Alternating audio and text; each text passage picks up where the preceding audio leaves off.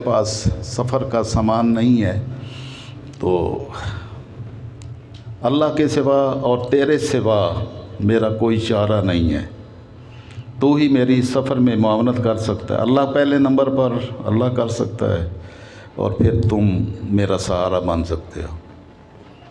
तो जैसे इंसानी नफ्स हरीस है, कहने लगा जी ज़रूरियात बहुत ज़्यादा है।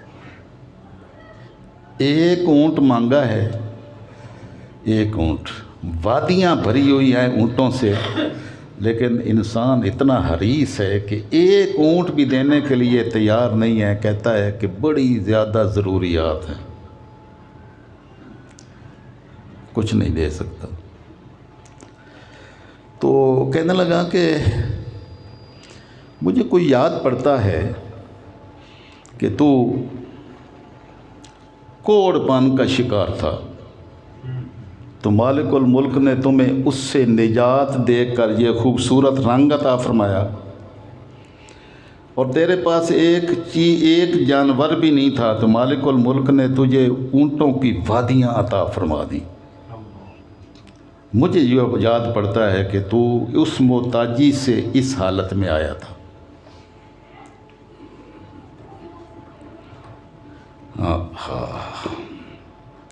वही इंसानी फितरत। कहने लगा नहीं, वुर्रिस्तो लिकाबिरिन अन काबिरिन, मैं तो जद्दी पुश्ती नवाब हूँ। जद्दी पुश्ती ऐसा ही कहते हैं कि नहीं? ऐसे ही कहते हैं। हर बंदा क्या मालिक ने समझाने के लिए अपने नबी के ज़रिए से क्या हक़ाइक़ हमारे सामने रखे हैं। वो कभी याद नहीं आता कि मेरे तो पाँव में जूती भी नहीं होती थी। लिबास तो दूर की बात है, नंगे फिरते थे, नंगे पाँव फिरते थे, कोई शय नहीं होती थी। ठीक, मुझे तो वो पगडंडियाँ गाँव की याद हैं जिस पर शायद पत्नी हमारे पाँव में जूता भी होता था कि नहीं। हमने किस हाल में, किस हालत में, कहाँ से मालिक ने कहाँ तक पहुँचा दिया। लेकिन ये फितरत इंसानी जाती नहीं है। वो रिश्तो लिकाबिरिन अकाबिरिन, मैं तो जद्दी पुश्ती नवाब हूँ, ये तो विरासत है मेरी सारी। हाँ, फरिश्ते ने कहा कि अगर तू झूठ बोल रहा है तो अल्लाह तुम्हें उसी हालत में वापस कर दे जिसमें पहले था, ताकि तुम्हें वो याद आ जाए कि तू किस हालत में था। फिर दूसरे के पास आया, गंजे के पास,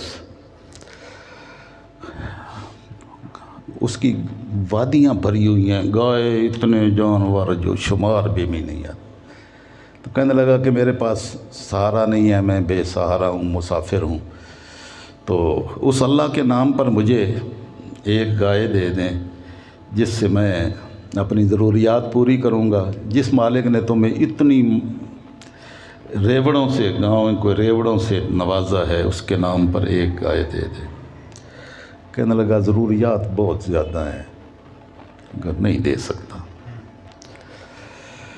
उसको कुबैयो ही जवाब दिया कि मुझे याद पड़ता है कि तू इस साल में था, तूने फिर अल्लाह से इल्तिजा की कि मालिकुल मुल्क अगर इस तरह मुझे खूबसूरत रंग दे दे, खूबसूरत बाल दे दे और गायों का माल दे दे, तो अल्लाह ने तेरी दुआ कबूल कर ली और तुम्हें ये सारे माल अता फरमा दिए। जब वो पिछला मंज़र याद करवाया तो कहने लगा नहीं, तुम गलत बयानी कर रहे हो। वो रिश्तो लिकाबिरिन अन काबिरिन, मैं तो जद्दी पुश्ती नवाब चला आ रहा हूँ। आपने, फरिश्ते ने दुआ की कि बारी ताला इसको उसी हालत में कर दे जिस हालत में ये पहले था, ताकि इसको अपना माजी नज़र आए। उसकी गायें ख़त्म हो गईं, उसके ऊँट ख़त्म हो गए। जैसे ख्वाब में आप देख रहे होते हैं कि पता नहीं क्या क्या माल थे, उठते हैं तो अर्श ख़त्म हो चुकी होती है कि नहीं। लेकिन हम कभी उससे सबक नहीं सीखते।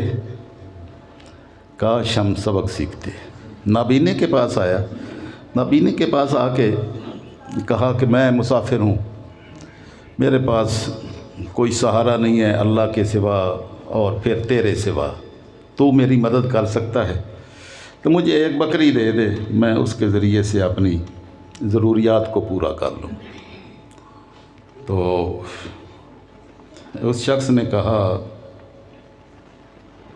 قد کنت اعمی، میں تو نابینا تھا، میں نے تو کائنات میں سے کچھ شے دیکھی نہیں تھی، نابینا تھا۔ فرد اللہ بصری، میرے مالک نے میری بصارت لوٹا دی، مجھے آنکھیں واپس کر دی۔ وفقیراً، میں تو محتاج و فقیر تھا، فقد اغنانی، مالک نے مجھے غنی کر دیا، میرے رب نے غنی کر دیا۔ اور کہنے لگا، جملہ بڑا کمال کا ہے، کہنے لگا فخذ ما شئت، یہ بکریوں کے ریوڑ کھڑے ہیں، وادیاں بھری ہوئی ہیں، ان میں سے جتنا لے جانا چاہتا ہے لے جا۔ نعرہ تکبیر، نعرہ رسالت، نعرہ حیدری، نعرہ تکبیر، نعرہ غوث۔ تو نے اس مالک کا، اس اللہ کا نام لیا ہے جس نے یہ سارا کچھ مجھے عطا کیا ہے۔ اللہ کی عزت کی قسم، اس کے نام پر جو لے جانا چاہتا ہے، سارا لے جانا چاہتا ہے تو سارا اس مالک کے نام پر لے جا، تیرا ہاتھ نہیں روکوں گا۔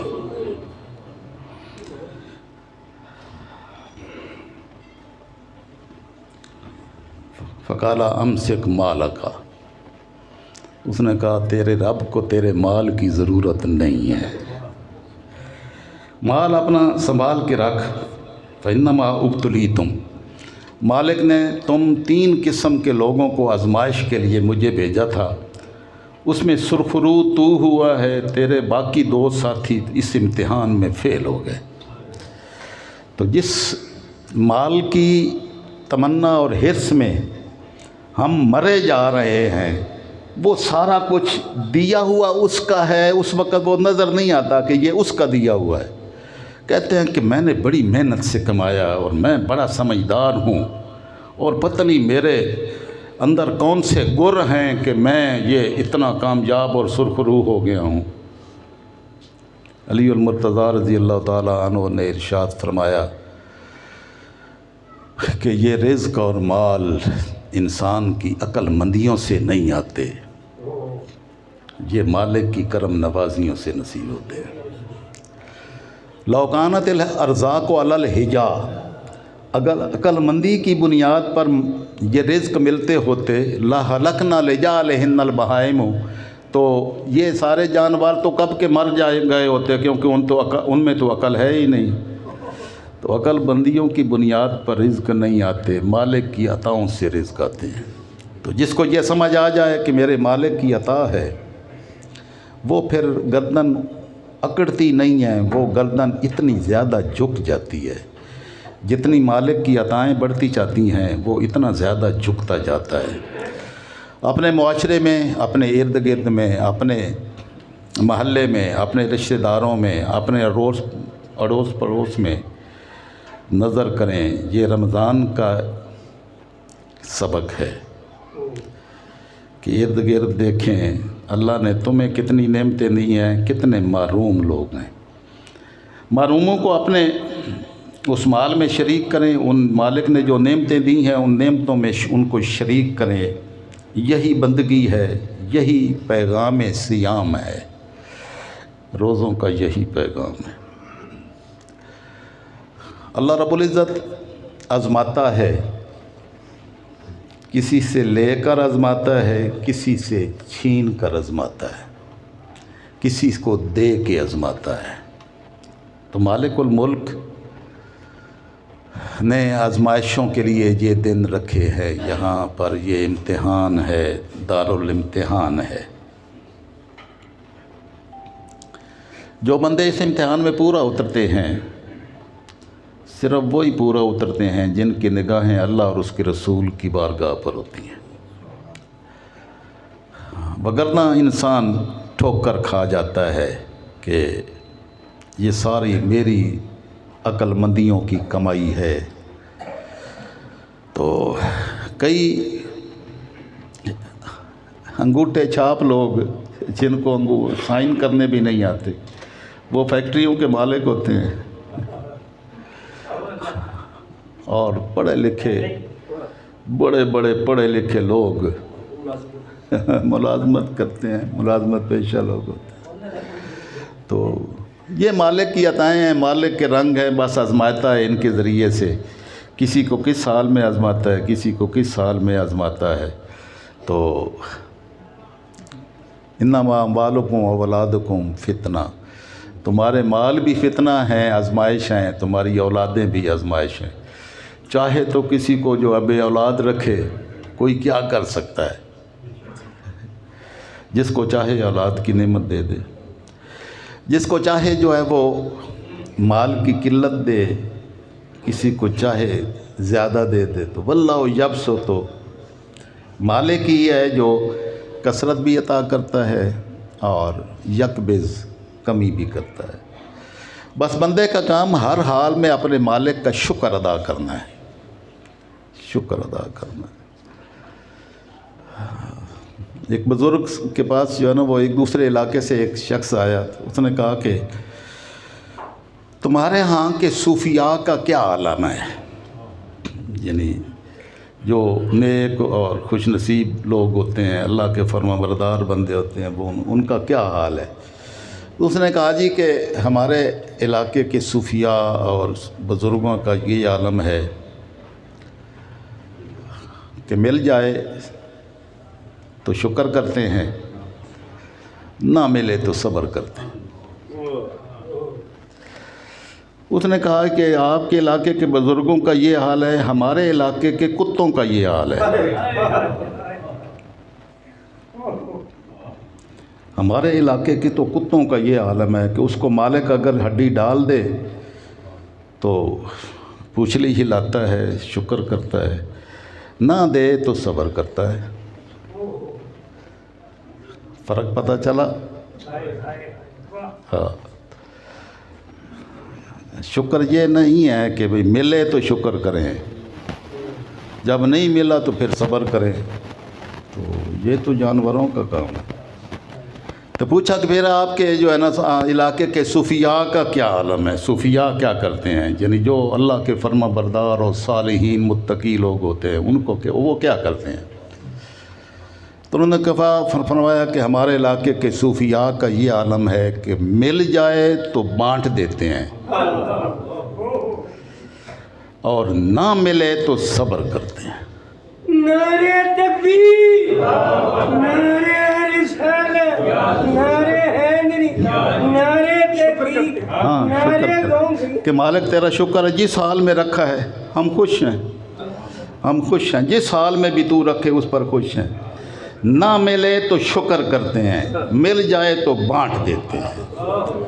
یہ بندگی کا اعلیٰ ترین مقام ہے، یہ صوفیاء کا مقام ہے۔ تو میں نے پچھلے جمعے بھی کہا تھا کہ اگر صرف مال کی زکوٰۃ ہمارے لاہور شہر میں رہنے والی 2-4 پارٹیاں صرف زکوٰۃ ادا کر دیں تو یہاں کوئی غریب ہی نہ رہے، لیکن ساری دنیا میں جائیدادیں بنا بنا بنا کر یہ نفس حرص میں اس طرح کھویا ہوا ہے کہ پھر بھی یہ کبھی شکر گزار بنتا نہیں ہے، حرص ختم نہیں ہوتی، قبر میں ٹانگیں ہوں تب بھی کہتا ہے کہ کچھ اور آ جائے۔ الہاکم التکاثر، کثرت کی طلب نے تمہیں تباہ و برباد کر دیا، حتیٰ زرتم المقابر، یہاں تک کہ تم نے یہ سب کچھ چھوڑ چھاڑ کے قبر میں جا پہنچنا ہے۔ پھر جب قبر میں پہنچو گے تو پھر تمہیں پتہ چلے گا کہ ہم نے کیا کیا تھا۔ کلا سوف تعلمون، ہاں تمہیں پتہ چل جائے گا۔ ثم کلا سوف تعلمون، پھر ہاں یقیناً تمہیں ضرور پتہ چل جائے گا۔ اس وقت آنکھیں کھلیں گی، لیکن اس وقت آنکھوں کا کھلنا کوئی فائدہ نہیں دے گا۔ فائدہ اس وقت ہے جب وقت پہ آنکھیں کھلیں۔ مالک نے عطاؤں کی کثرت کی ہے، بے شمار عطا کیے ہیں، اپنے آپ کو ابھی بھی موقع ہے مالک الملک کی بارگاہ کی طرف لوٹنے کا، لوٹ آئیں۔ ہم میں سے ہر بندہ کہتا ہے نا کہ اللہ رازق ہے، کہتا ہے کہ نہیں؟ اللہ کو کیا مانتے ہیں؟ رازق مانتے ہیں کہ ہر ایک کو رزق دینے والا کون ہے؟ اللہ۔ پتھر کے اندر کیڑے کو بھی وہی رزق فراہم کرتا ہے۔ یہ مالک کی عطائیں ہیں، اس کی کرم نوازیاں ہیں۔ ساری کائنات اس کے ایک ایک پتا، ایک ایک چیز اس کے دائرہ اختیار، اس کے دائرہ قدرت میں ہے۔ ہر ایک کو وہ فراہم کرنا اس کا کام ہے۔ کبھی طوفان اور بارش میں 7 دن 5 دن بارشیں ہوتی رہتی ہیں نا، دیکھی ہیں کہ نہیں؟ تو کبھی سوچا ہے پرندے کدھر جاتے ہیں؟ اس وقت اس کے پاس تو، آپ کے پاس تو وہ کلوٹی بھری ہوئی ہے آٹے کی، اور چاول بھی پڑے ہیں، فلانی چیزیں بھی پڑی ہیں، گھر میں پڑی ہیں، بارش باہر ہو رہی ہے، آپ کو تمہیں روٹی مل رہی ہے، تو وہ کبھی سوچا ہے بھئی ان پرندوں کو کہاں سے ملتا ہے؟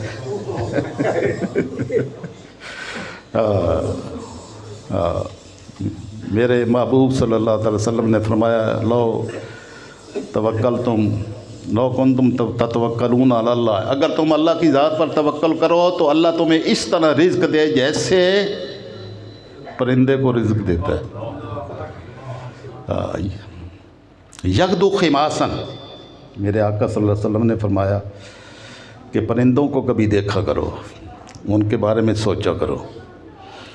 یغدو خماسن، ہر پرندہ، اس کا کوئی جو ہے نا وہ ذخیرہ کوئی نہیں ہوتا، کسی پرندے کا ذخیرہ نہیں ہوتا۔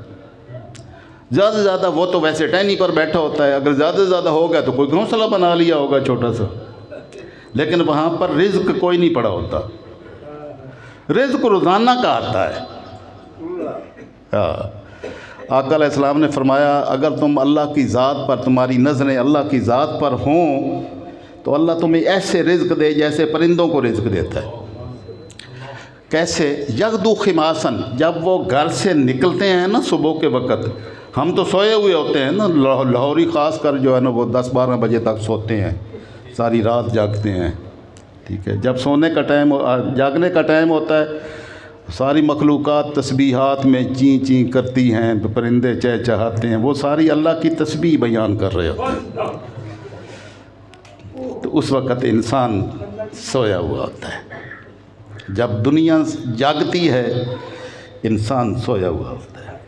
تو مالک کے محبوب صلی اللہ علیہ وسلم نے فرمایا کہ پرندے جب صبح اللہ کی تسبیح سے آغاز کرتے ہیں تو پھر اڑتے ہیں، اڑان بھرتے ہیں۔ یغدو خماسن، جب جاتے ہیں تو پوٹا خالی ہوتا ہے۔ وَيَرُوحُ بِطَانًا، اور جب واپس لوٹے ہوتے ہیں تو سب کا پیٹ بھرا ہوا ہوتا ہے۔ ہاں، اگر تم بھی اتنا ایمان جتنا اللہ نے پرندے کو دیا ہے، اتنا تمہیں ایمان نصیب ہو جائے اور اللہ کی ذات پر توکل نصیب ہو جائے تو تمہارا پیٹ کبھی خالی نہ رہے گا۔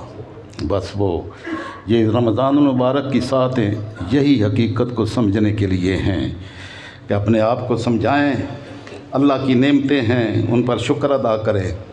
اور میں نے جو پوچھا کہ اللہ رازق ہے، ہر کوئی مانتا ہے، تو ہر ایک کو دیتا اللہ ہی ہے نا۔ اچھا،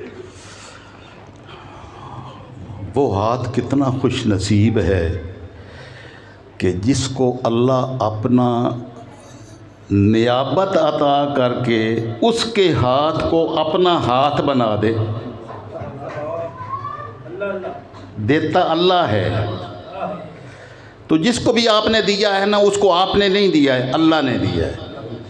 تو آپ کے لیے، ہمارے لیے یہ کیا کم نصیبی ہے، کم نصیبی ہے، یہ کیا کم خوش قسمتی ہے کہ دیتا اللہ ہے لیکن اس نے ہمارا ہاتھ منتخب کر لیا کہ میں تیرے ہاتھ سے اس کو دوں گا۔ تو وہ خوبصورت ہاتھ ہیں، وہ خوش نصیب ہاتھ ہیں جن کے ہاتھوں کو مالک الملک نے مسکین، غریب، فقراء کو کھانا کھلانے کے لیے منتخب کر لیا۔ بس یہ تصور اپنے ذہن میں راسخ کر لیں کہ میں نہیں دے رہا ہوں، میرا رب دلوا رہا ہے، اور وہ کوئی محتاج نہیں ہے، میں نہیں دوں گا تو بھائی کو کہاں ادھر اس کو ملے گا، مالک کسی اور ہاتھ کو منتخب کر لے گا، اس کے سامنے کیا بات ہے، وہ تو جس ہاتھ کو بھی چاہے وہ ہاتھ اس کے لیے تیار ہے۔ تو اگر آپ کو، ہم کو اللہ پاک نے ایمان کی دولت دی ہے، ماہ سیام کی دولت دی ہے، رزق عطا فرمائے ہیں، تو ان رزقوں کو ان لوگوں تک پہنچائیں جن کے پاس یہ وسائل و ذرائع نہیں ہیں، اور شکر ادا کریں کہ مالک الملک نے آپ کے ہاتھ کو اپنی عطا کے لیے منتخب کر دیا ہے۔ وما علینا الا البلاغ۔